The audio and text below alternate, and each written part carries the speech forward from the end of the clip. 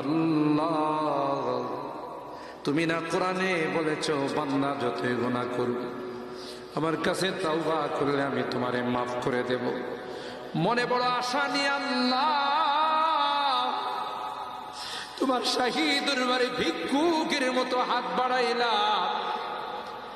তুমি যদি ক্ষমা না করো কে আমাদেরকে ক্ষমা করবে? কে আমাদের মাফ করবে?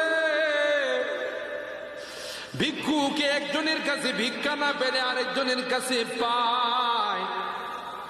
এক দুয়ার থেকে বিতাড়িত হলে আরেক দুয়ারে যায়। তোমার দরবার থেকে যদি মাহরুম হয়ে যায়, বিতাড়িত হয়ে যায়, কার কাছে যাব? কে আমাদেরকে ক্ষমা করবে? মালিক রে, কাঙ্গালের মতো হাত বাড়াইলাম। ইয়া রাব্বাল আলামিন, আল্লাহ, তুমি না কোরআনে বলেছো বান্দা